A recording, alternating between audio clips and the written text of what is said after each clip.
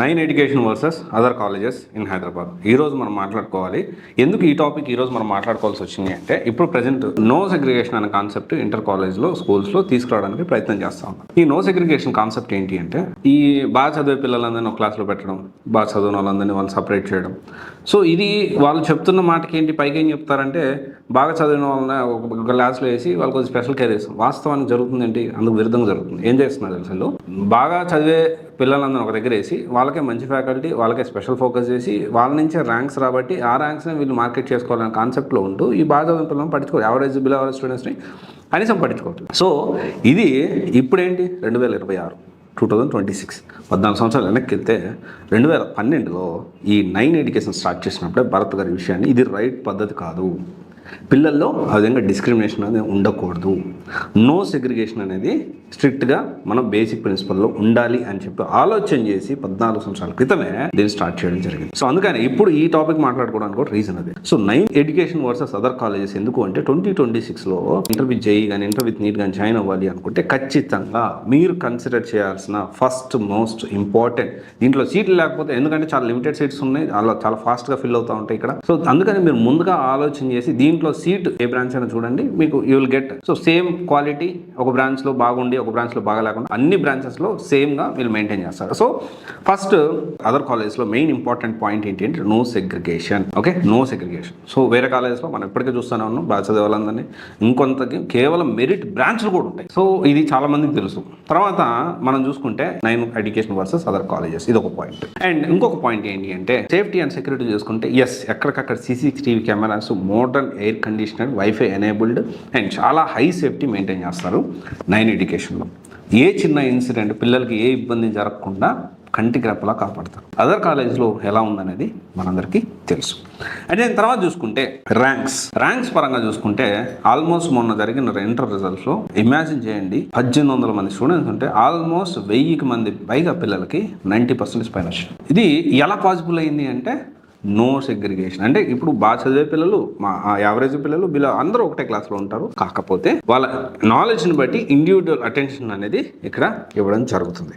And నేను తర్వాత చూసుకుంటే అవుట్డోర్ యాక్టివిటీస్ అనేది చాలా ఇంపార్టెంట్.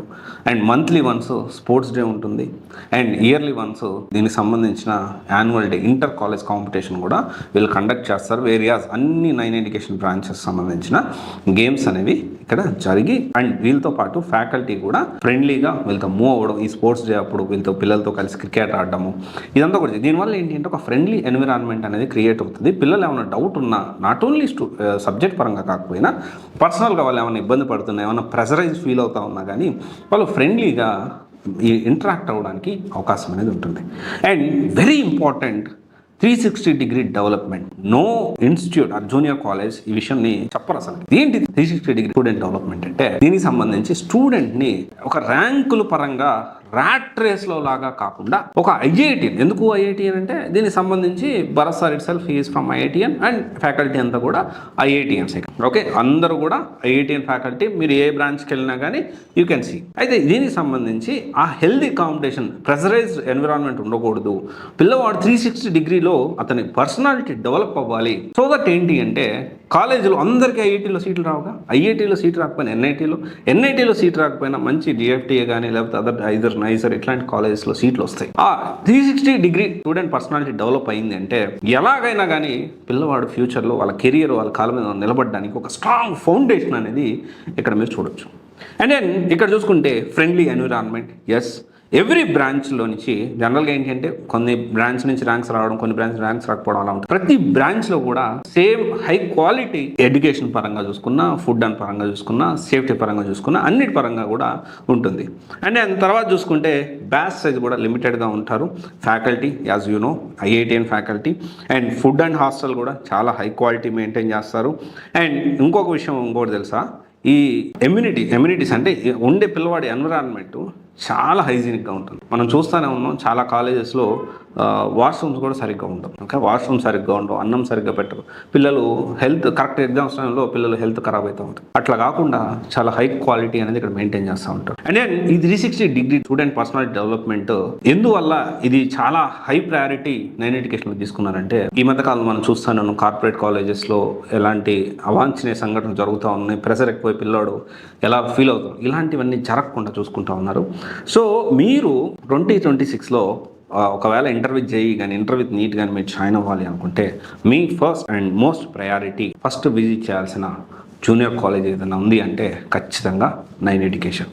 మీరు నైన్ ఎడ్యుకేషన్ విజిట్ చేసిన తర్వాత వాళ్ళు చెప్పిన పాయింట్స్ అన్ని రాసుకున్న తర్వాత ఈ పాయింట్స్ని మీరు ఒకవేళ వేరే కాలేజ్లో వెళ్ళి చూడాలనుకుంటే చూసి అక్కడ పాయింట్స్ను రాసుకొని రెండు పక్కన పెట్టండి, కంపేర్ చేసుకోండి. సో ఇక్కడ విషయం ఏంటి అంటే, ఇలాంటి కాలేజెస్ చాలా అరుదుగా ఉంటాయి. ఇప్పుడు కొత్తగా వాళ్ళు వైజాగ్లో కూడా స్టార్ట్ చేస్తూ ఉన్నారు. అండ్ దెన్ చాలా సక్సెస్ఫుల్గా ఇదే సేమ్ క్వాలిటీతో వాళ్ళు వైజాగ్లో కూడా కంటిన్యూ చేయడానికి, same infrastructure, same high quality, same మంచి ఫ్యాకల్టీ, సేమ్ ప్రిన్సిపల్స్ తోటి ఇక్కడ కొత్తగా కూడా స్టార్ట్ చేస్తూ ఉన్నారు. సో నేను అడిగాను, సార్ ఎందుకని సార్ మీరు వేరే సిటీస్లో కూడా మీరు ఎక్స్పాండ్ అవ్వచ్చు కదా, చాలా వరకు నీడ్ ఉందంటే వాళ్ళు చెప్పిన మాట ఏంటి అంటే, మనం ఫుల్ ఫ్లెడ్జ్డ్గా ఫస్ట్ బ్రాంచ్ పెట్టిన క్వాలిటీ ఉందో అదే క్వాలిటీ ఎన్నో బ్రాంచ్ పెట్టినా మనం మెయింటైన్ చేయగలగాలి.